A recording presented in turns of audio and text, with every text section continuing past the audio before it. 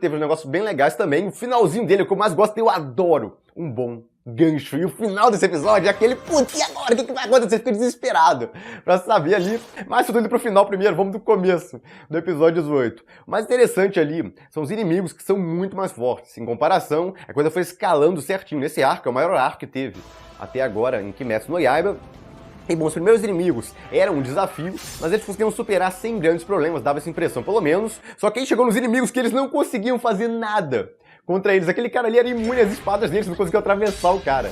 Com a espada, o pai lá, que muita gente, eu inclusive pensei, que era lá, no caso, aqueles, um dos número 12 lá, daquele cara, um dos 12 demônios principais daquele cara, os mais fortes e tal. Mas não, ele não era parte, era o garoto, na verdade, era um plot twist da coisa toda, o garotinho lá. Eu devia ter suspeitado, porque ele tava escondendo o olho dele. O tempo inteiro ele fica com aquele negócio, o cabelinho dele, cobrindo o olho. Então essa era a dica, basicamente, de que era ele lá, um dos 12, esqueci o nome dos bichos lá, mas demônios principais lá, daquele...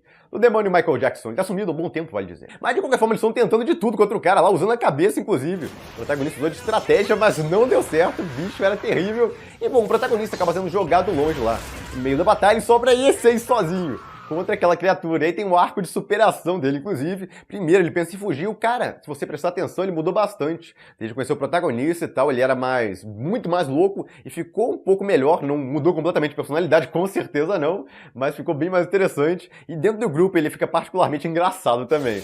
Mas de qualquer forma, ele volta lá e primeiro tenta fugir, depois se arrepende de tentar fugir, vai pra cima do cara mesmo, todo arrebentado, consegue arrancar o braço dele e a luta vira. Essa é a parte engraçada. O cara começou a correr lá, o que é isso que tá acontecendo aqui? Só cortou o braço dele. Na verdade, o cara é muito burrão, ele ficou parado, ele ficava parado quando acertava o braço dele, se você notou, ele não se mexia, ficava só esperando basicamente o cara cortar o braço dele. Eu achei estranho pra caramba, mas esse inimigo aí era meio burrão mesmo, não era tão desafiador assim. O maior desafio dele é que não conseguiam cortar ele, que era um grande problema. E bom, ele conseguiu lá cortar um braço com muito esforço, parecia que a luta ia virar, só que aí o cara se transforma de novo lá, como se trocasse de casco, algo parecido com isso, entra na forma 2 dele, e a forma 2, nossa, o outro não tem nem chance, ele acha que vai morrer, ele tá quase sendo aniquilado, tendo a cabeça arrebentada, lá e aparece esse, pra salvar a pátria, aquele superior deles, o nível dele é maior que o deles, e realmente fez jus a isso, porque ele acabou com a criatura, como se não fosse nada, que eles estiveram trabalhando lá e tudo mais. Pra ele foi tranquilaço. Então, nossa, a diferença de poder deles é realmente absurda. Um nível só acima nesse ranking dos Demon Slayer. Parece uma diferença absurda, pelo menos é o que deu a entender. Com esse cara, a não ser que ele seja um dos mais tops desse ranking dele.